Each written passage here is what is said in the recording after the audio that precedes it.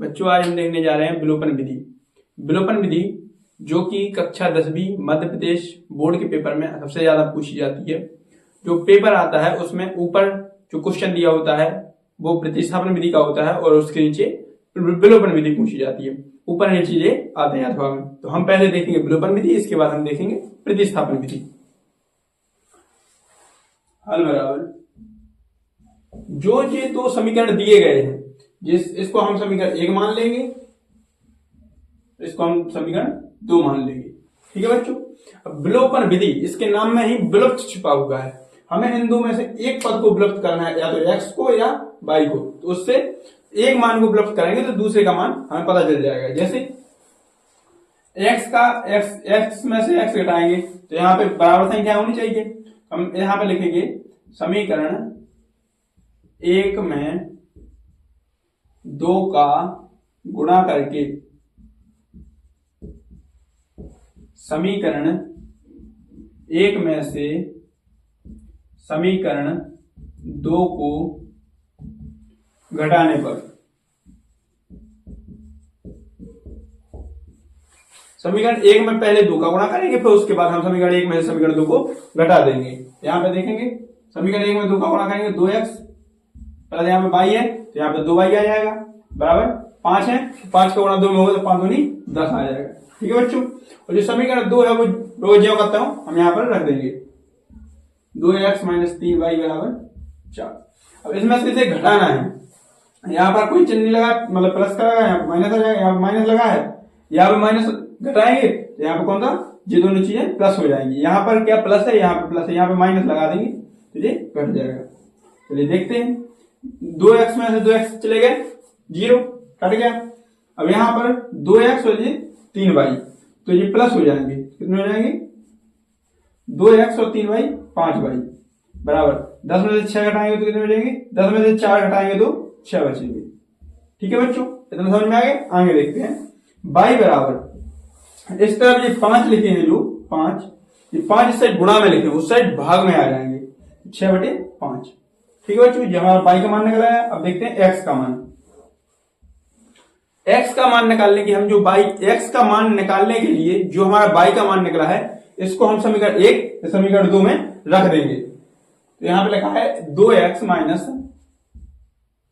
3y बराबर 4। ठीक है बच्चों, ये हमारा समीकरण 2 है। समीकरण 1 में भी मान रख सकते हैं हम, जिस चाहे उसमें रख देते हैं। समीकरण 1 में रखेंगे क्योंकि वो सरल है।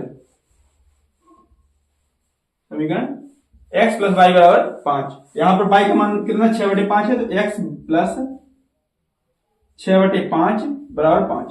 ठीक है बच्चों।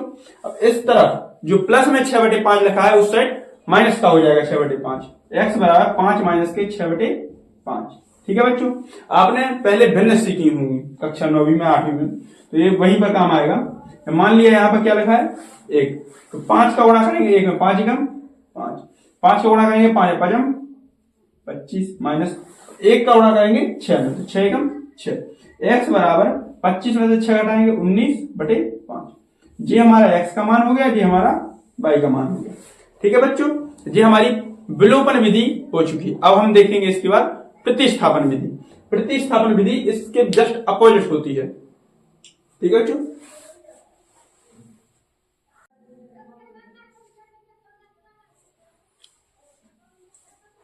इसी सवाल को हम प्रतिस्थापन विधि से देखेंगे। जो आंसर तो निकल आया हमारा विलोपन विधि से, हम इसको प्रतिस्थापन विधि से भी करके देखेंगे।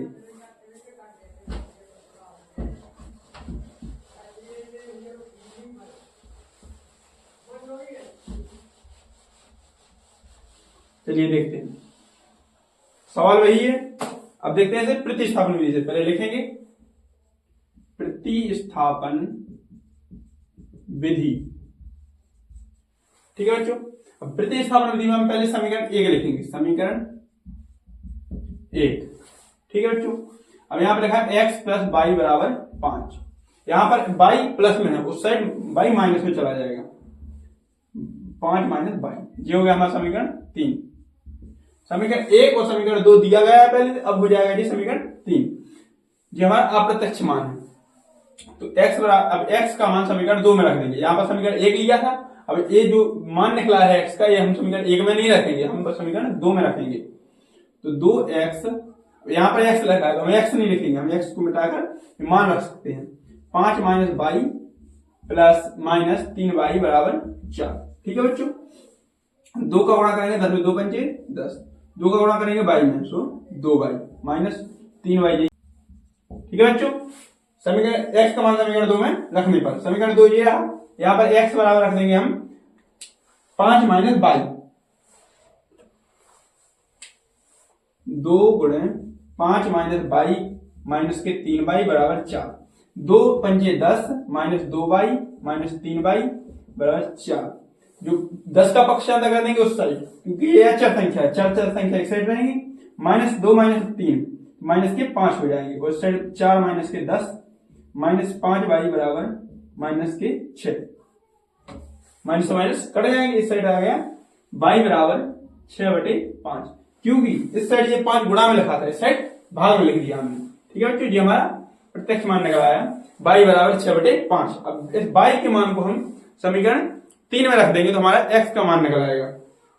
y का मान समीकरण 3 में रखने पर, ठीक है बच्चों, यहां पर लिखा है x बराबर 5 माइनस के y, x बराबर 5 माइनस के y, x बराबर 5 माइनस के 6/5, x बराबर, अब जैसे कि हमने भरने की थी पिछले सवाल में, जिसमें हम क्या देंगे बटे में लिख लेंगे, मान लेंगे 5 एकम 5, 5 25, 6 एकम 6, x बराबर 25 में से 6 घटा देंगे तो 19 बचेंगे, 19/5। ये हमारा उत्तर हो गया। ठीक है बच्चों, जो बोर्ड की परीक्षा होती है उसमें हमें सवाल को दिखाना पड़ता है कि ये बड़ा सवाल है।